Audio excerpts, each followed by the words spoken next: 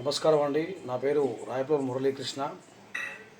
హనుమాన్ శక్తిజాన సమితి Telangana state president Shri Shri Ketha Jayaram గురుస్వామి గారి యొక్క ఆధ్వర్యంలో వారి యొక్క నేతృత్వంలో ఈ యొక్క హనుమాన్ శక్తిజాన సమితి ద్వారా హిందూ ధర్మాన్ని అలాగే ధర్మరక్షణ చేస్తూ తరిస్తూ ఉన్నాం.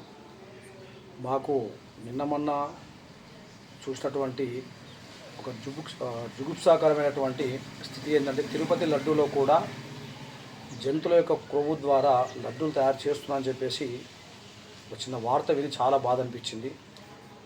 కలియుగాన్ని రక్షించేటటువంటి దేవుడే సాక్షాత్ శ్రీ తిరుపతి వెంకటేశ్వర అని చెప్పేసి మనం చెప్పుకుంటూ ఉంటాం.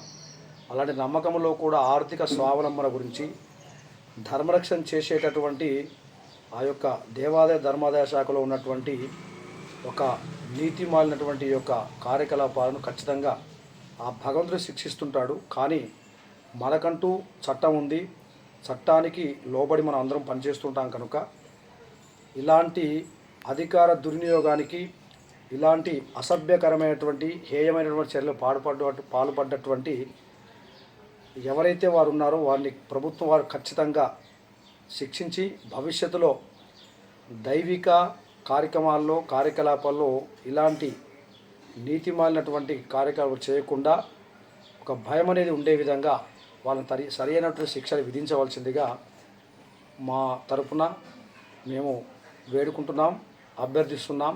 భవిష్యత్తులో ఇలాంటి కార్యకలాపాలు మళ్ళీ పునరావృతం అయితే మా యొక్క హనుమాన్ శక్తిజాన సమితి ఆధ్వర్యంలో శ్రీ శ్రీ కేతా జయరాం గురుస్వామి గారి ఆధ్వర్యంలో బహిరంగంగా మేము బయటికి విచ్చేసి ఇలాంటి వాళ్ళపై ప్రత్యేకంగా కేసులు పెట్టడానికి కూడా మేము సిద్ధంగా ఉన్నాం.